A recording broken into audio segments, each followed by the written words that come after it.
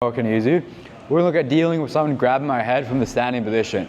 So when you wrestle in jiu-jitsu and you're first starting off, one of the most common problems you encounter is people grabbing your head and collar tying you. If you don't know how to deal with a collar tie, it can be very frustrating and very discombobulating. So I come out with, to my opponent, I'm in a wrestling stance. One leg forward, one leg backwards, toes facing towards him, elbows in like so. Now what I do when my opponent starts grabbing my head, he starts pulling my head down. So the worst thing I can do is just pull out. So if I just pull out, he stays on my head gets heavy, and then my hands have to go through the mat, and now I'm getting put in front headlock.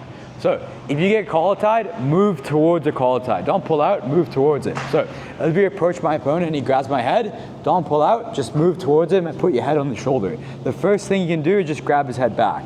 The moment you make connection, he tries pulling you down towards the floor and snapping you down. Now you're connected towards him, now it's much harder. And now we can focus on grabbing the wrist, giving him a slight push and clearing that collar tie off. And now we're in a position where we can start wrestling him, right?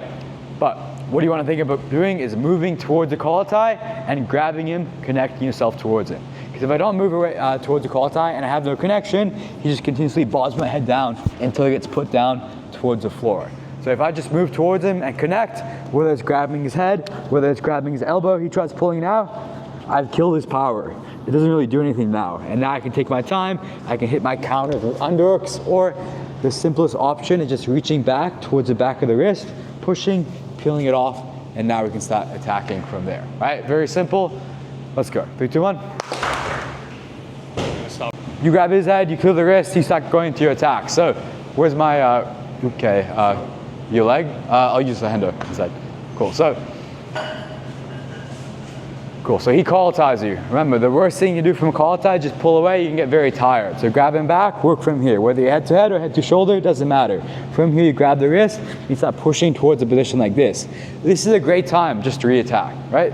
Don't think about letting go and then resetting, because now he's gonna grab your head again, and you gotta go through that sequence again. So once you make a grip and you turn it into your advantage, I have his head, I have his wrist, this is good for me. A good option is go for an arm drag. Because we're so close together, because we're so connected, if I slide my hand off his head and go inside the shoulder, it's so easy for me to drag him through, capture the far hip, and start going towards my drag. Remember, a lot of people arm drag from the standing position where they're very disconnected towards the opponent. Right? The number one mistake we see people do from arm drags is hitting it when their shoulders are too far apart. If I try doing an arm drag from here, he spins out, and he's always going to be able to rip out. But if I do an arm drag from here, because my shoulders are close together, as I grab his shoulder, I'm so connected towards him that the hip is very easy to get to. And as he tries pulling out, I can stay connected, getting his hands towards the mat and going for the drag. So now we're going to talk about how to actually do a drag. He grabs my head, I grab him back, I go from here. I push that wrist down, and I'm attacking. Wrestling stance, like with head up high, yep. So my hand slides deep in the armpit. If I grab low, when I try dragging him, he's going to pull it backwards quite easily. So when I grab deep like so. I pull him through, I take my head towards the inside, and now I move my hips towards him.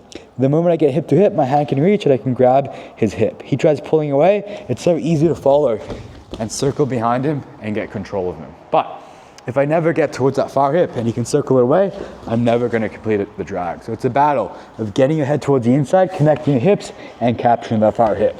And now it's so easy to finish it and get towards the back. Make sense? Yep, let's go. 3, 2, 1.